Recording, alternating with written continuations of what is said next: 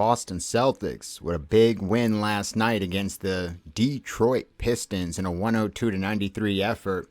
We're going to quickly react, go over the box score, go over briefly the game script, and then just kind of some of my takeaways. There was also a big trade in the NBA yesterday, literally like 10 minutes after me and Bobby ended our Trust the Podcast. Check that out if you haven't. But no time wasted, straight to it. As I said, guys, Boston Celtics 102-93 win against the Detroit Pistons last night. And my player of the game for the Celtics is Jason Tatum. What an awesome picture, too, right? Like, you've got to be kidding me. How did I not get that call? I love the picture. But 24 points, 9 for 21 from the field, 4 for 9 from 3. He had 9 rebounds, an assist, a steal. Why this game was symbolic, and we'll get more to it in the takeaways, is the fact that he scored 19 of his 24 points in the third quarter alone. An absolute explosion that pretty much blew the game wide open. And I believe is his season high when it comes to points in a single quarter.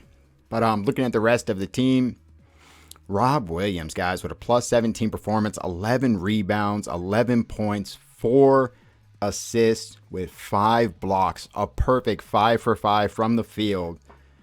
I mean, how special is Rob Williams? His passing, his defense. If he's all defense this year. It's starting to really. He's been getting buzzed, but now we got to start taking that serious. I mean, you got Jason Tatum literally saying he should be considered for an all-star replacement. I get that's his boy, but still. Speaking of the podcast yesterday, one of the segments me and Bobby discussed, we did a lot of talk and communication, Q&A if you would, with the chat. And we really got into a good Rob Williams discussion on if he's a top 5, top 10 center in the East. So kind of give your thoughts on that. That was a really good debate yesterday. But looking at the rest of the team, Jaylen Brown, plus 12. He had 13 points, 7 rebounds, 2 assists, 5 for 15 from the field, 1 for 4 from the 3. Marcus Smart, 6 points, 6 assists, 4 rebounds, 25 minutes. He was 3 for 5 from the field. And, of course, Al Horford in only 19 minutes. He had 4 points, 10 rebounds.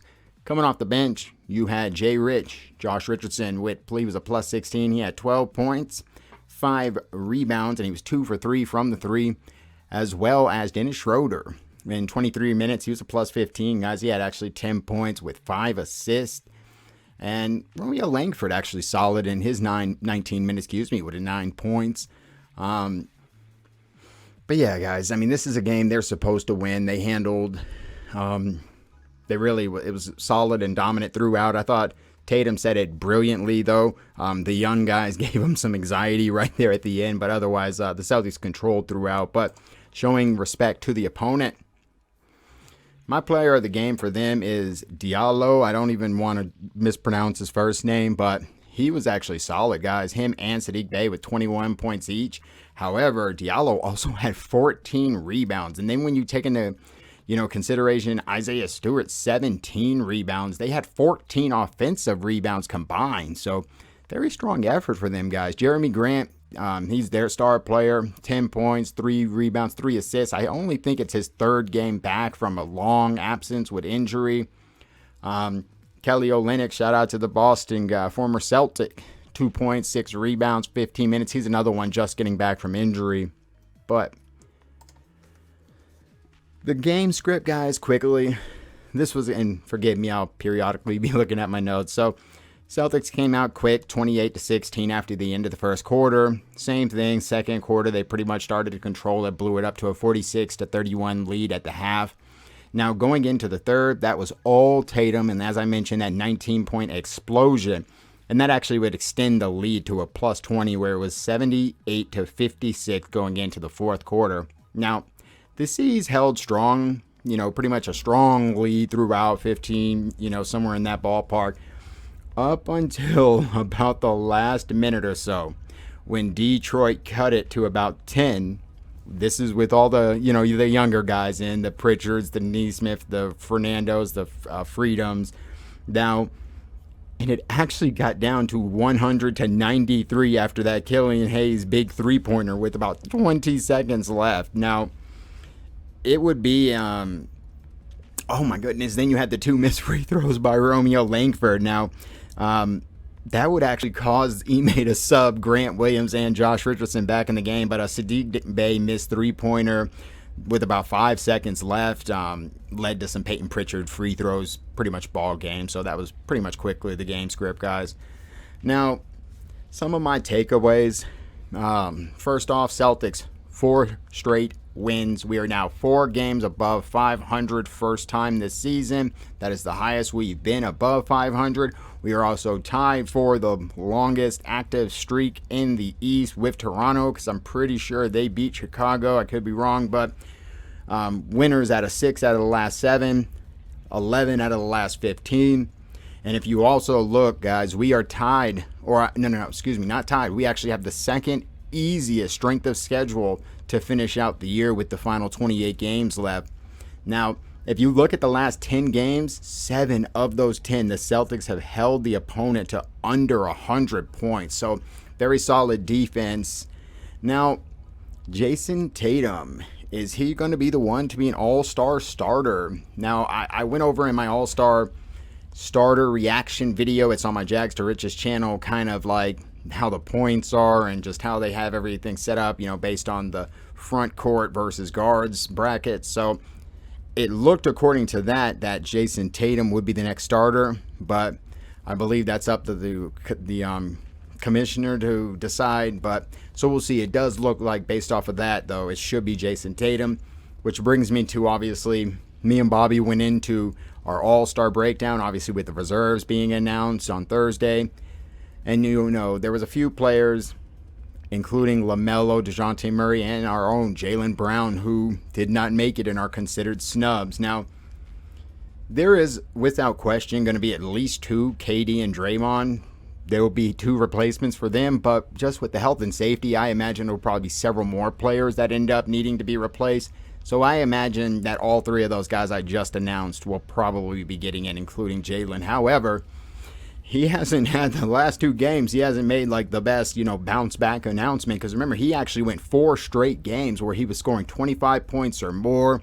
That stretch, this recent 6-7 game stretch, he was pretty much averaging 25 plus throughout. But the last 2 games, he's actually just averaging 14. I think he had a 16-point and a 14-point performance when he's averaging 24 on the year. So these last 2 games, he kind of got cold. And, on both ends, he was out of it a little bit at times. But again, guys, this is the Detroit Pistons. This is a game, the Boston Celtics, especially being healthy, and they didn't even have Cade Cunningham. I mean, we're supposed to win that game, and they did. They a strong performance from the starters throughout. Easy win. Let's continue to go, guys. 4 straight with Orlando coming up.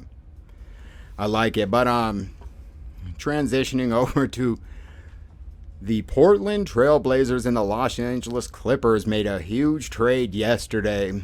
Lord have mercy, these Blazers. The Blazers are sending the Clippers Norman Powell and Robert Covington for Eric Bledsoe, Justice Winslow, Keon Johnson, and a 2nd-round pick. So essentially, the Clippers are going to be getting Norman Powell and Rob Covington, and the Trailblazers will be getting Eric Bledsoe, Winslow, Johnson in the pick.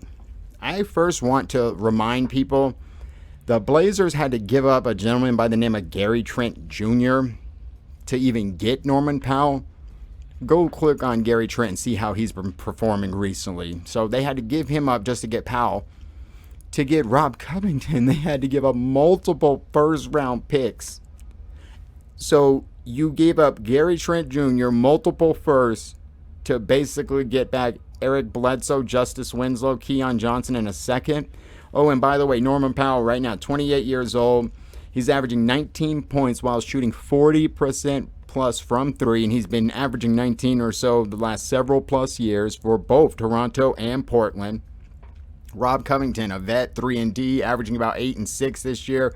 A mid to upper 30s career from 3 on about 6 attempts. I mean, that's a solid addition. And look at this Clippers team now, man.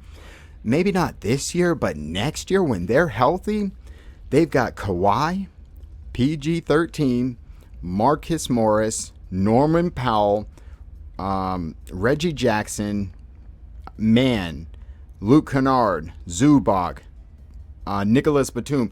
all of those guys, with exception to Rob Covington, are all on the books next year. Every single one of them.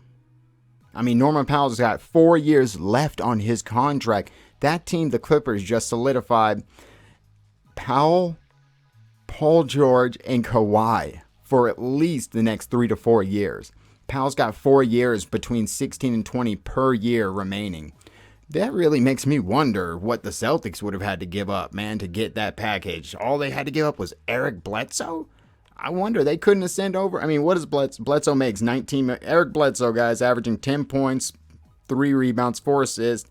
He's got 1 more year remaining after this year at $19 million. He's making 30. He's 32 years old. Everyone else, Winslow and Keon Johnson, they're playing like 10 minutes a game. They're averaging 3-4 points. Keon Johnson is 19. Both got, I believe, 1 year after this. It makes me wonder what exactly would a Boston had to give up to get that return. Maybe a Josh, because it's obviously they're going young. I mean, they couldn't have sent Romeo and Josh Richardson in 2-3 seconds. And I mean, what is Eric Bledsoe in a second for Norman Powell? Guys, don't forget Norman Powell. You remember who he played with in Toronto? Oh yeah, Kawhi Leonard. Like, that's his old teammate. Absolutely embarrassing trade for Portland. I don't know what they're doing. Even if you want to say it's a rebuild, you're telling me you couldn't have gotten... How's that a rebuild move? Eric Bledsoe's 32 years old. And you only got a second. I would have guessed that a CJ Cullum is, any minute now, that trade should be announced. He should be gone, which means Dame will be gone this offseason. Also, you're hearing that James Harden and Ben Simmons might be a breaking news any minute now trade announcement. It's looking like both the Nets and the Sixers have agreed to at least come to the table and have that conversation, which is funny because that trade has been talked about like even a year ago. Remember when it was is Ben Simmons enough to get Harden, and it was a no at that time. It's funny how everything's working out. And it's awesome because your boy's got Ben Simmons stashed in fantasy on his IR spot. So I've been just waiting these last couple days to see if he gets traded before I dropped him. And I was just about to drop him, but now it sounds like he might end up in Brooklyn. So keep your eyes out, guys. There's only, I think, 2 or 3 now with the Celtics. More games before the trade deadline. 6 more before All-Star break. I mean, I don't know, man. We're rolling right now, and it's feeling good, But like I said, me and Bobby just dropped that Trust the Podcast. I want to say episode 13 yesterday. For everyone that joined the live stream, it was actually a really good episode. Everyone, it was about 20 minutes. We were just engaged in a Q&A with the chat, and we actually got some good, topics covered. So please go check that out whenever you get a chance. Bobby, and he actually said he would be dropping, certain segments from that episode throughout the week. So, for example, that Trust the Podcast episode was an hour long, but there might be 10 topics that are covered throughout. Well, let's say 5 of those topics are 5 minutes long. Well, he's going to be uploading like the Jaylen Brown wants out 5-minute clip, and then the our All-Star reaction clip. So stay tuned to that if you're not able to actually invest in the entire hour. But otherwise, guys, big win against the Detroit Pistons. Let's follow that up tomorrow with the win against Orlando. Otherwise, Jags to riches on behalf of Celtics Corner. Thank you so much for your time, guys. Have an incredible rest of your weekend. Take care, guys.